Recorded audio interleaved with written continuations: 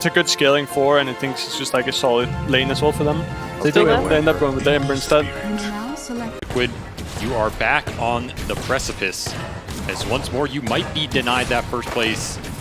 You have no more wiggle room, but you do have a first blood on the Drow Ranger. Fear Breaker, the Shadow Demon pick was pretty defensive, but if they can win the lane, which they will get the early kill, granted it's not first blood. Good, yeah, the axes and the Shadow Points just built up a bit too much. Insania, oh, the Rocket Flare comes in to be able to finish off Mira, which may actually save Insania's life as he is going to be chased down, collapsed underneath the tower. He gets the kill first, so they don't get any experience for the Beastmaster kill. So not too much to worry about and here. They cut the supports off in the river. Oh, the Sunder turnaround. Zai, he's trying to crawl back to the defense of the trees, but it will not happen. Meanwhile, Insania is going to be caught on the power rune as well.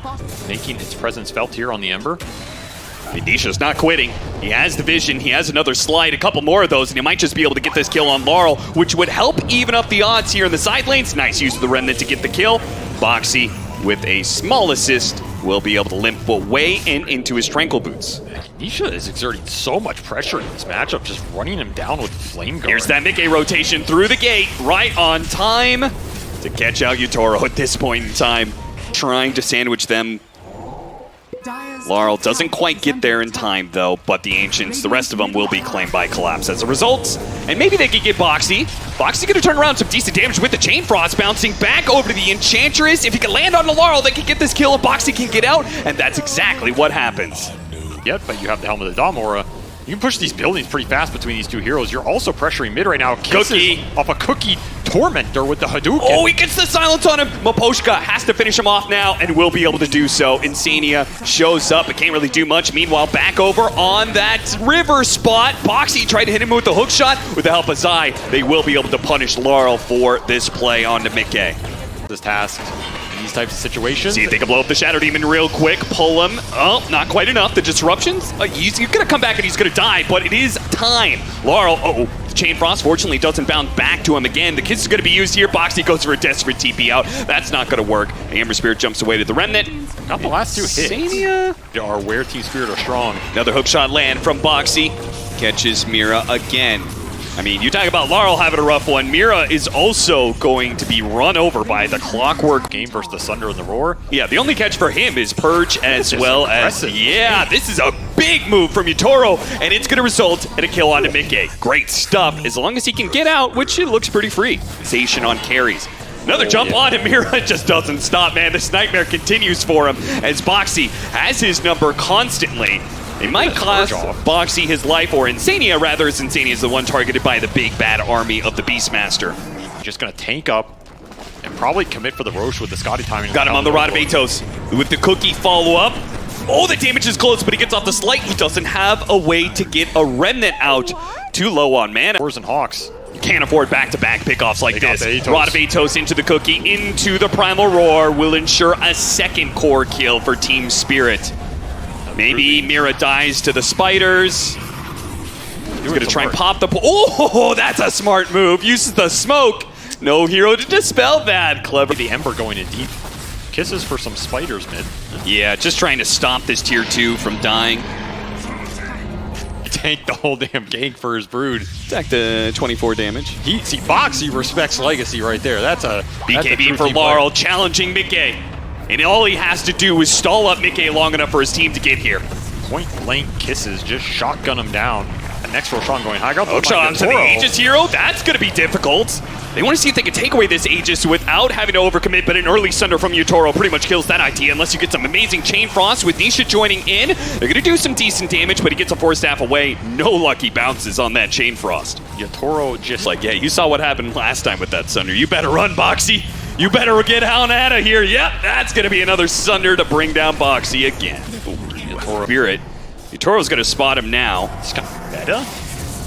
Yeah, he thinks with the Scotty he can catch him here. Nisha pops the BKB just in case, and he's going to get another Spirit on out. They're really chasing him, but I think Nisha, maybe he's going to be away. The kiss. No, the Roar got there just in range from Collapse. Team Spirit, what is that?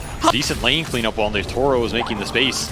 almost level 20 and almost a Daedalus on this Snapfire. It's just going to be a raw damage build. Hookshot just required to be able to save Nisha, perhaps. They are going to go for the kill, but the BKB from Laurel should protect him here, as Boxy will not have that same level of protection. The Chain Frost bounced around a little bit more.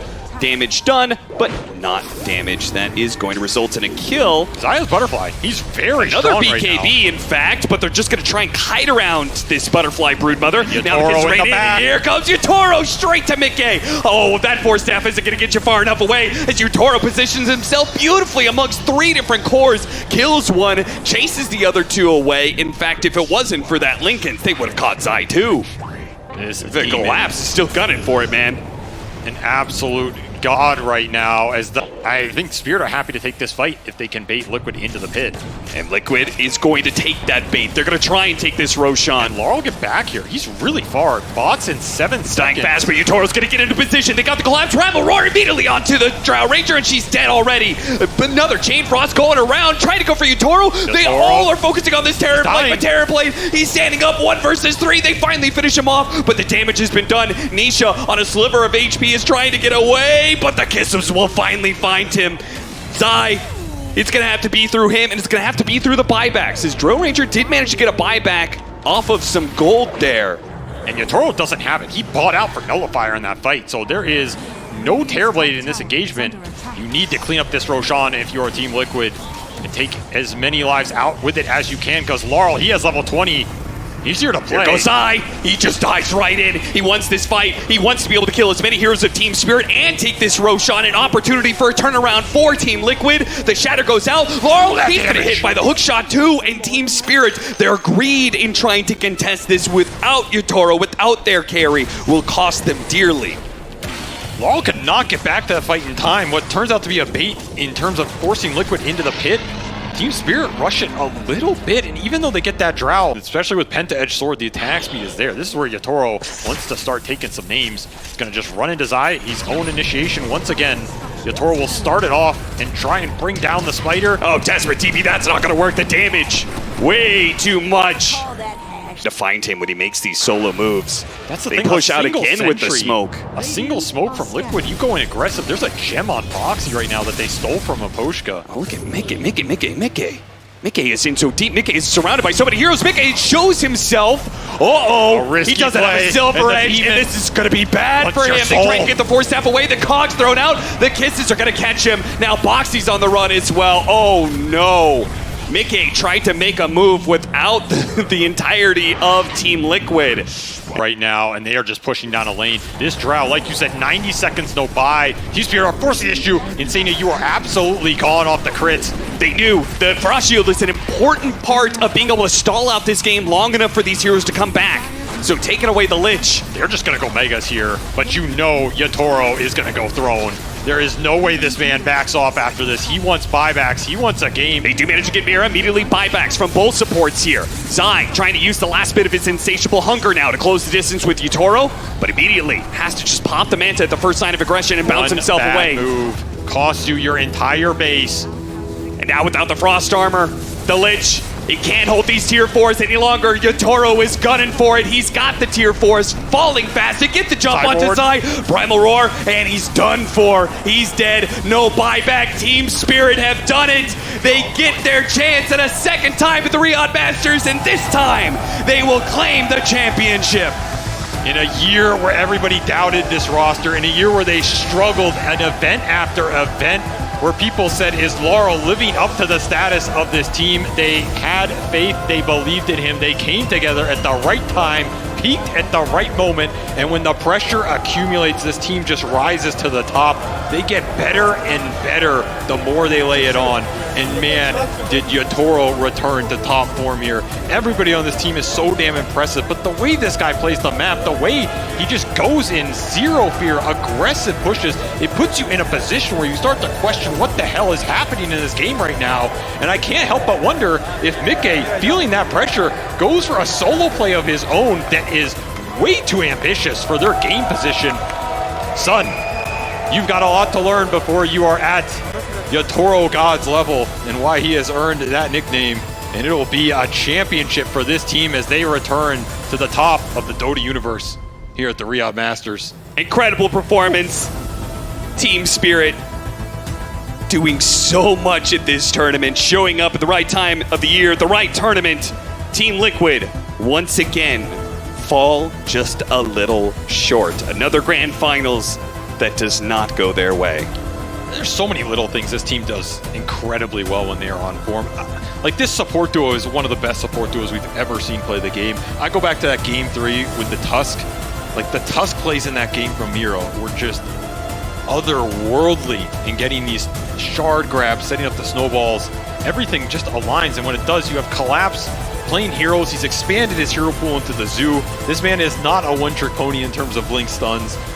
Draft-wise, they are super confident to run things back that haven't worked. They're confident to pull out heroes first time for some of these players that you've never seen. And the team fighting, you have a 30K lead on this team. It doesn't mean anything. Nope. They're 30K ahead. It feels like the game is absolutely over. They're absolutely maestros when it comes to playing out the team fights. They just seem to be unstoppable in that regard. Nobody beats them at it. And now, it's time. Everybody, please, make some noise for your Riyadh Masters winners, for the champions, the return to glory,